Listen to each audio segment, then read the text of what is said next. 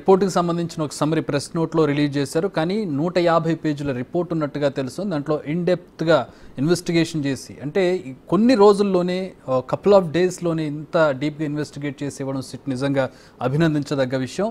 మా ప్రతినిధి శివ జాయిన్ అవుతున్నారు విజయవాడ నుంచి. దానికి సంబంధించిన మరిన్ని వివరాలు శివని అడిగి తెలుసుకుందాం. శివ, మొత్తం 150 పేజీల రిపోర్ట్ అన్నట్టుగా తెలుస్తుంది. మనకి అంటే టూకీగా ఈ ప్రెస్ నోట్లో ఇచ్చారు. కానీ ఆ 150 పేజీల రిపోర్ట్లో ఏముంది, ఎవరిని తప్పుబట్టారు, ఇందులో జరిగినటువంటి ఘటనకు సంబంధించి ఏమైనా వివరాలు వచ్చాయా ఆ రిపోర్ట్కి సంబంధించి? రైట్ చక్రి, మొత్తం మీద చూసుకుంటే ఆంధ్రప్రదేశ్లో ఎన్నికలు జరిగిన తర్వాత జరిగిన సంఘటనల నేపథ్యంలో కూడా సిట్ బృందం 3 రోజుల క్రితం ఏర్పాటు జరిగింది. 2 రోజుల పాటు నిన్న రాష్ట్రంలో 3 జిల్లాల పరిధిలో 4 నియోజకవర్గాల్ని సిట్ బృందం పూర్తి స్థాయిలో కూడా పరిశీలన చేయటం జరిగింది. ప్రధానంగా చూసుకుంటే సిట్ నివేదికకు సంబంధించి అనేకమైన కీలక అంశాలు కూడా ఈరోజు చోటు చేసుకున్న పరిస్థితి కూడా మనం ప్రధానంగా చూసుకోవచ్చు. ఏదైతే ఆంధ్రప్రదేశ్లో జరిగిన పరిణామాల్ని మనం ప్రధానంగా బేరేజ్ వేసుకున్నట్లయితే ఖచ్చితంగా సిట్ ఒక రకమైన అభిప్రాయాన్ని పూర్తి స్థాయిలో వ్యక్తం చేసినట్లు కూడా మనం చెప్పుకోవచ్చు. సో ప్రధానంగా చూసుకుంటే ఏదైతే సిట్కు సంబంధించి చిత్తూరు జిల్లాకు సంబంధించి చంద్రగిరి, అలాగే అనంతపురం జిల్లాకు సంబంధించి తాడిపత్రి, పల్నాడు జిల్లాకు సంబంధించి కూడా పూర్తి స్థాయిలో 3 నియోజకవర్గాలు గురజాల, మాచర్ల, నరసరావుపేట, ఈ 3 నియోజకవర్గాలకు సంబంధించి కూడా ప్రధానంగా జరిగిన అల్లర్లకు సంబంధించి కూడా ప్రాథమికంగా ఒక రకమైన అభిప్రాయాన్ని వ్యక్తం చేసిన పరిస్థితి కనిపించింది. ఏదైతే క్రింది స్థాయి సిబ్బంది ఉన్నారో ఆ సిబ్బంది నిర్లక్ష్యం మూలంగానే ఈ ఘటనలు జరిగాయనేది ప్రాథమికంగా పోలీసు అధికారులు తెలిపిన నివేదికలో ప్రధానమైన అంశంగా కూడా మనం చెప్పుకోవచ్చు.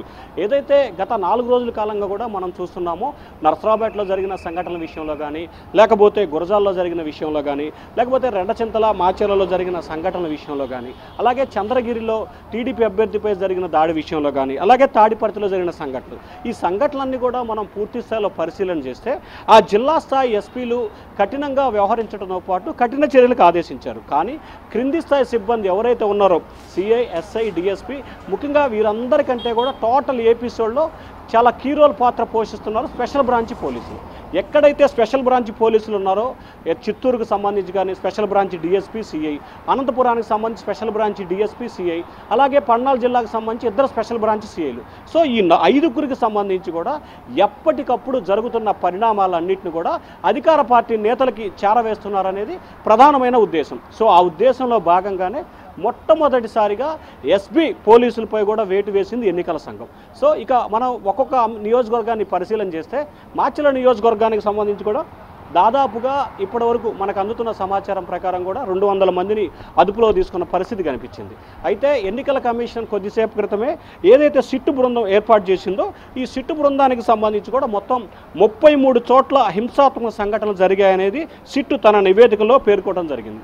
సో ఈ 33 ఇష్యూస్కి సంబంధించి కూడా చాలా హై సెన్సిటివ్ నియోజకవర్గాలైన చోటే ఈ సంఘటనలు జరగటం, అప్పటికి ఎన్నికల సంఘం కూడా 14 నియోజకవర్గాలను ఐడెంటిఫికేషన్ చేసింది. అయినప్పటికీ కూడా దానికి సంబంధించి చర్యలు తీసుకోవడంలో పూర్తి స్థాయిలో కింది స్థాయి సిబ్బంది పోలీసులు విఫలమయ్యారనేది ప్రధానమైన అంశం. అంటే శివ, ఇక మొత్తం మీద మనం ఏదైతే సిట్ అది మనం చూసినట్లయితే ఈసీ చర్యలు తీసుకున్నప్పుడు పై స్థాయి అధికారులను అందరినీ కూడా చాలా మందిని మార్చింది. కలెక్టర్లను కావచ్చు, ఎస్పీలను కావచ్చు, డిఎస్పీలను కావచ్చు మార్చింది. కానీ కింది స్థాయిలో ఉన్నటువంటి పోలీసులని ఎక్కడ కూడా మార్చినటువంటి పరిస్థితి లేదు. పై స్థాయి వాళ్ళు, మీరు ఇప్పుడు చెప్తున్న రిపోర్ట్లు ఏముందో, పై స్థాయి వాళ్ళు ఆర్డర్స్ పాస్ చేశారు. కానీ స్పెషల్ బ్రాంచ్ సిఐలు, ఎస్పీలు ఎవరో కూడా సరిగ్గా రెస్పాండ్ కాలేదనేది మీరు చెప్తున్న దాంట్లో తెలుసు. సో వీళ్ళంతా కూడా గ్రౌండ్ లెవెల్లో అధికార పార్టీకి అనుకూలంగా పనిచేస్తారనేది అర్థమవుతుంది.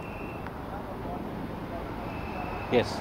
సో ఇక్కడ మనం ప్రధానంగా చూసుకోవచ్చు, ఏదైతే పల్నాడు జిల్లాకు సంబంధించి 2 ఎస్పీ డిఎస్పీలను కానీ, ఎస్పీ సిఐలను కానీ, చిత్తూరు జిల్లాకు సంబంధించి 2 కానీ, అలాగే అనంతపురం ఎస్పీ వాళ్ళనే సస్పెండ్ చేయడం. సో ఇక మనం సిట్లో ప్రధానంగా 3 పేజీలతో కూడుకున్న నివేదికని ఒకసారి మనం పరిశీలిస్తే కనుక మొత్తం 33 హింసాత్మకమైన సంఘటనలు జరగడం జరిగింది. వీటికి సంబంధించి ఇప్పటి వరకు నమోదైన కేసులతో పాటు అదనంగా మరొక అంటే మొత్తం కలిపి 33 కేసుల్ని